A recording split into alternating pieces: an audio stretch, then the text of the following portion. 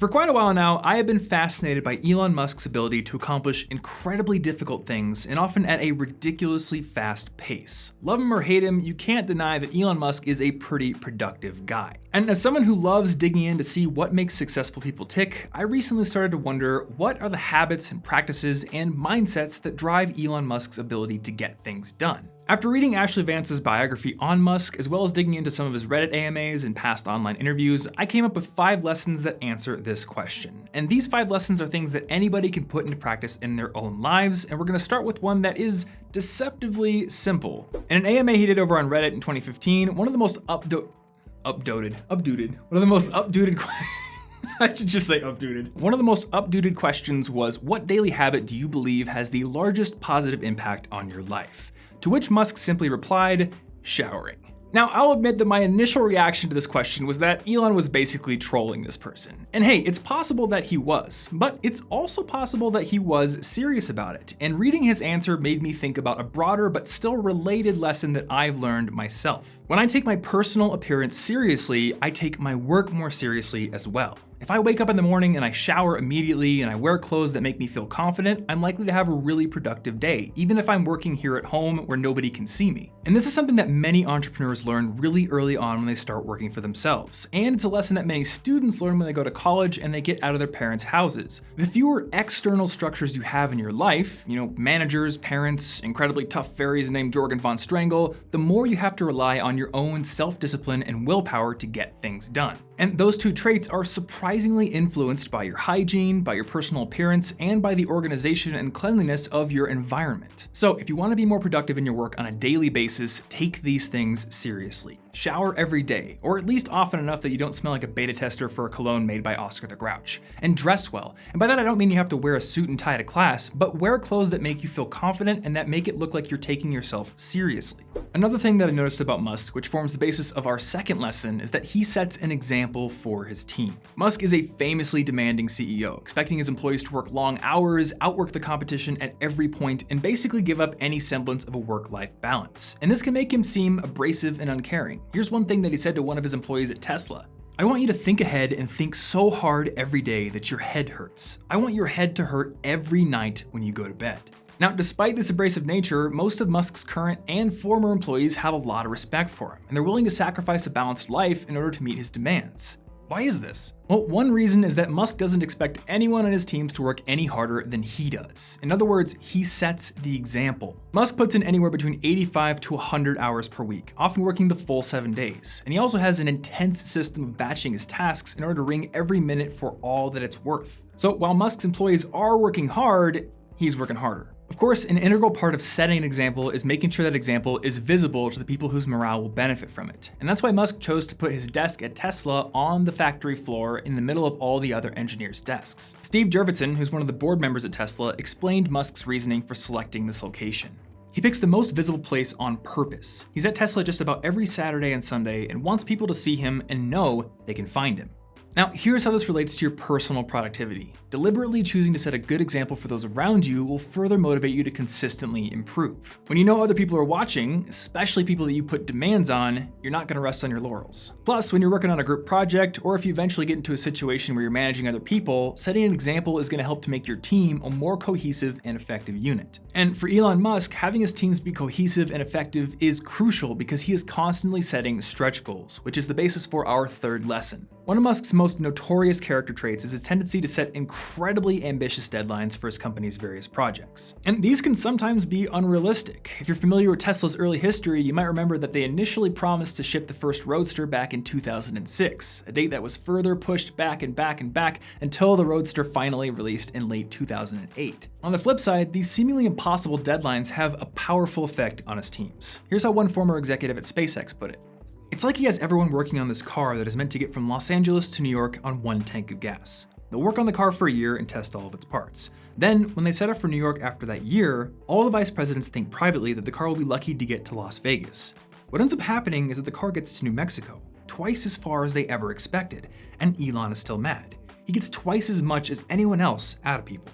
And I want to put special emphasis on that last sentence there because it perfectly illustrates the power of stretch goals. Essentially, a stretch goal is a goal that's beyond your current capabilities, or sometimes your current perception of your capabilities. If you think that you can do 5 pull-ups and you have a coach who tells you to jump up on the bar and do 10, he's just set a pretty challenging stretch goal for you. And what's going to happen is that you're probably not going to get 10 pull-ups, but you are going to get 7. Often, a seemingly impossible stretch goal is exactly what's needed to push us past our preconceived limits. You have to have the guts to go for something that you don't think you can currently achieve, because in pursuit of it, you're going to bring your skills up to the level that they need to be at to actually get it done. This kind of growth doesn't happen when you keep aiming for things that are just as doable as what you've done before, and Elon Musk knows this well. Another thing that Musk knows well is the value of developing a wide knowledge base. Among the CEOs of all the tech companies out there, Musk stands out as one of the few who actually understands a lot of the science behind the cars and rockets that his companies create. And this wide understanding of physics and math and engineering allows Musk to actually follow along when his engineers explain problems to him, and he can often suggest solutions that do end up working. Additionally, this wide breadth of knowledge allows him to push past mental roadblocks and to motivate his team to innovate and do things that others thought were impossible.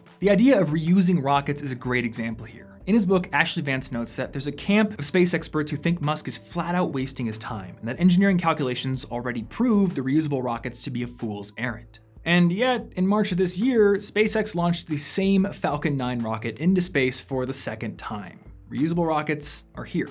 Now, Musk's knowledge of science and engineering isn't solely a product of his pre-CEO years. Even as he worked to run his companies, he also strove to learn the fundamentals of what his engineers were building. Here's a great passage from Vance's book on this. He would trap an engineer in the SpaceX factory and set to work grilling him about a type of valve or specialized material. I thought at first that he was challenging me to see if I knew my stuff, said Kevin Brogan, one of the early engineers.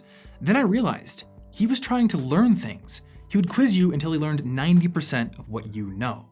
Musk's insistence on learning about every aspect of the engineering that goes into his company's products makes him a T-shaped person. Somebody with deep knowledge and skills in one particular area, but also a shallower yet still fairly substantial amount of knowledge in a broad array of other topics and disciplines. By contrast, an I-shaped person, a specialist, has a deep knowledge in one particular area, but that's about it. They basically stay in their lane. And there's also what you could call a dash-shaped archetype. These are your jack-of-all-trades, master-of-none type people. Out of these 3 archetypes, you should be striving to become a T-shaped person, because doing so gives you the best of both worlds. You develop expertise in one particular area to a degree where you can make a truly meaningful contribution to it, but having broad knowledge in a lot of other areas allows you to be more creative and allows you to look at problems from a new perspective and solve things in a different way.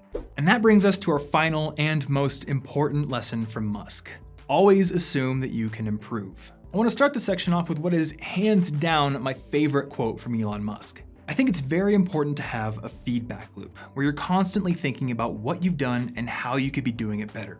I think that's the single best piece of advice. Constantly think about how you could be doing things better and questioning yourself. Elon Musk is never satisfied with where he is now. He may be proud of his accomplishments and what his companies have been able to achieve, but he knows that in every single area, there's always something that could be done better. There's always a better, faster, cooler, or cheaper way to do it. One of my favorite examples of this mindset in action is when he got a $120,000 quote from a supplier for an electromechanical actuator, which is a part that needs to go into a rocket. Now, most aerospace companies probably would have accepted the quote price, shoved the part into their rocket, and passed the expense on to their clients. But Elon Musk instead laughed at the supplier and told an employee to go build the exact same part from scratch with a budget of $5,000. And that employee, whose name was Steve Davis, ended up building the part for $3,900, which was even under the budget that Musk set, and that part ended up going to space in the Falcon 1 rocket. So again, there is always a better, or in this case, cheaper, way to do it. Now, there's a name for this method of thinking. It's called the growth mindset, and it's potentially the single most important factor that separates successful people from their less successful counterparts. A growth-minded person thinks that they can learn anything as long as they're willing to put enough effort into it. If they fail, they're gonna get back up and they're gonna try again, this time with new knowledge about what not to do. And at the end of the day, they realize that their potential is only limited by their willingness to work hard and keep trying new approaches until something works. People who don't think this way have a fixed mindset. They tend to see the world as something that is the way it is. It's not really going to change, and that they themselves are not really the kind of people that get better. They may also believe that the way they currently do things is the best way to do it. These are the kind of people that think, if it ain't broke, don't fix it. But the thing is, this type of thinking is what gets people stuck in ruts. It causes stagnation. Meanwhile, those who live a growth-oriented life are going to make progress. And even if the progress they make is small, even if it's just 1% per day, over time, well, that adds up.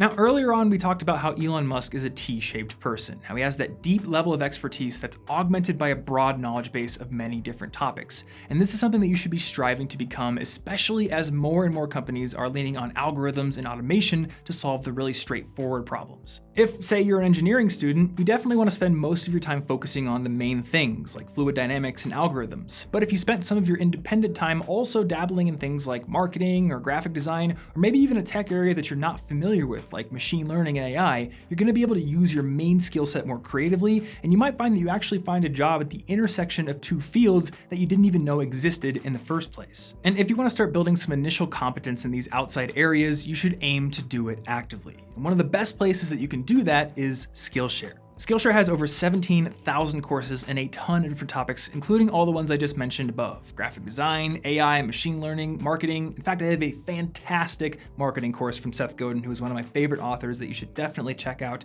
And the best thing about all their courses is that they have hands-on practical components. So instead of just watching videos, you're gonna be able to sink your teeth into some challenges that will really stretch your capabilities and accelerate your learning. Now, while they do have thousands of courses for you to choose from, I do wanna recommend one course in particular this week, and that's Keith Yamashita's course on storytelling. Human beings are wired to love stories. So if you can learn the elements of good storytelling and how to craft one yourself, you're gonna have an easier time connecting with people and getting them on board with your ideas, whether you're giving a presentation or interviewing for a job. So if you wanna go through that course or dig into any other area that you're interested in, give Skillshare a try. And the first 500 people who click the link in the description down below and sign up will get a 2-month free trial of unlimited learning. After that, a premium subscription starts at less than $10 a month, and you can cancel at any time. So go check them out, and I wanna give a huge thanks to Skillshare for sponsoring this video and continually supporting this channel. Also, a huge thanks to you guys for watching, and if you like this video, definitely give it a thumbs up to support this channel, and hey, maybe consider sharing it with a friend as well. If you're not subscribed yet, you can subscribe right there, and maybe click that bell icon if you want to get notifications right when I upload. Otherwise, click right there to get a free copy of my book on how to earn better grades. You can also click right there to check out our latest podcast episode, which you might want to do if you're looking for a job anytime soon. Otherwise, I'll have one more video from this channel right there that you can click on and watch. Thanks for watching, and as always,